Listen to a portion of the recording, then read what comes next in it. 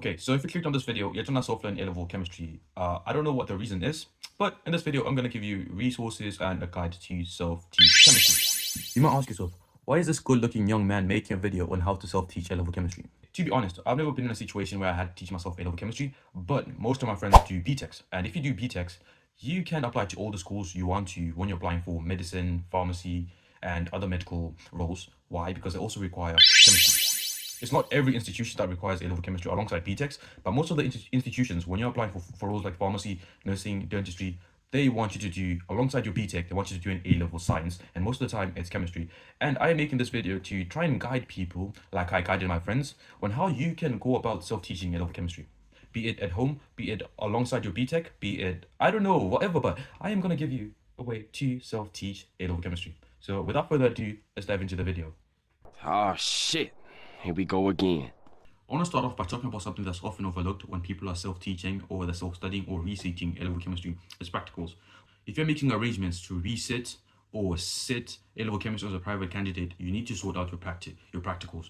You have to choose an examination center that will allow you to do the practicals privately, or go about doing the whole practical issue or handling the practical issue before you sit the actual exam. Because that's a really big issue that comes about when someone is self-teaching or trying to sit chemistry privately. So the first thing you have to do without dilly-dallying is sort out the whole practical issue. What I recommend you can do in order to go about this whole practical nightmare is going on Reddit and looking for people that actually sat or had to resit or privately sat the chemistry exam, and then ask them which examination center they went to or how they had to go about it. Because I personally have never been in a situation where I had to sit it privately, so I don't have the best piece of advice on how to go about the practical issue. But that's something that people often overlook, is the practical issue. So sort that out first before you actually do the studying. Okay, now on the actual studying part, the first thing you have to do, which is the rule of thumb whenever you're self-teaching or even whenever you're studying something, is get the specification or the syllabus, depending on which one of the roles you are. So get the syllabus for your exam board, and then curate your whole study session or your whole learning experience around the specification. Like, the specification guides you on what you need to learn and your learning objectives that you ought to have completed after you've done a topic.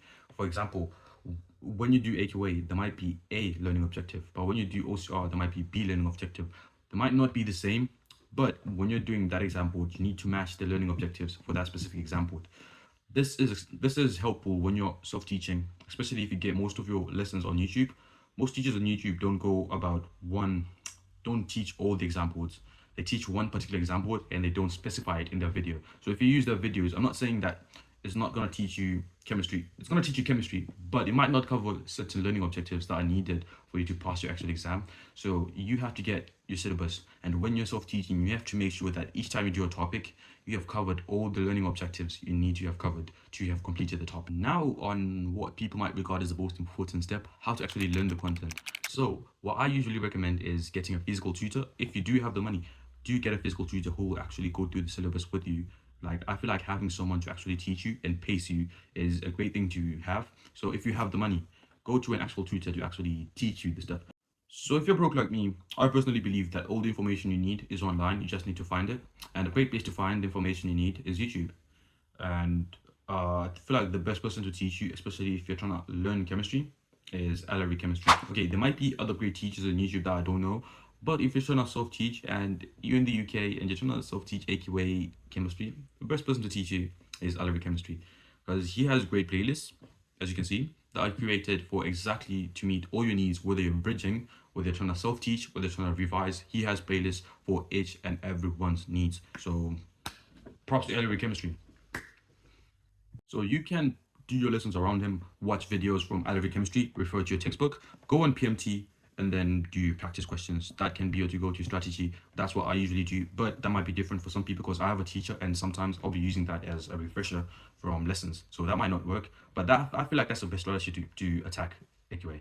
It's go on Ellery Chemistry, watch the video, refer to your textbook, do PMT questions. I feel like that's going to be the best combination. And then use the PMT answers to mark your work. I feel like that would be go-to to self-teach. I also recommend that you get a physical textbook. You don't need to buy a brand new textbook. You can go on Vinted or second-hand marketplaces and buy a good textbook, just like I have one, which is completely fine, and it helps the earth because you're reusing, so less waste is put into the environment.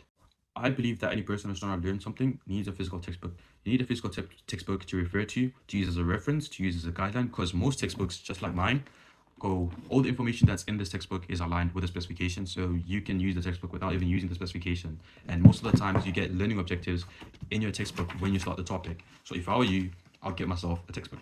Important things that textbooks have that people often overlook is end of chapter questions, the exam type questions, and basically comments, like commenting on mistakes that people often make in exams or things that people often mix up, or study notes, because everyone needs study notes.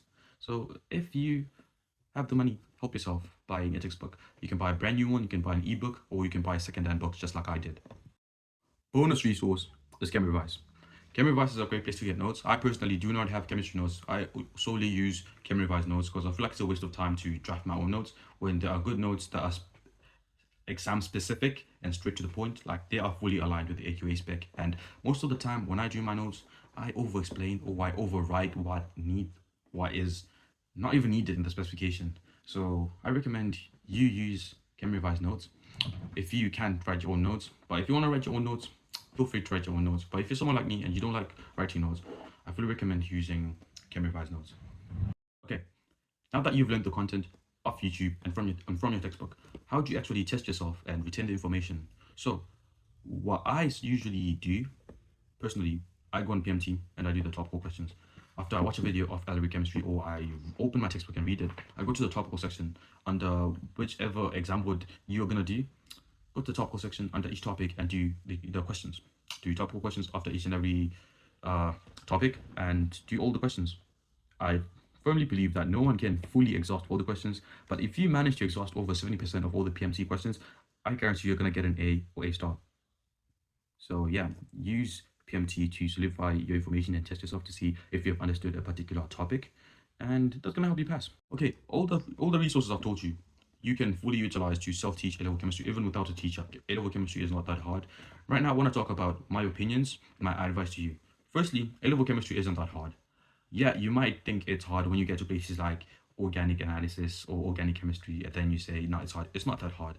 It's basically just practice and practice and practice. If you build upon your practice, it's going to be easier.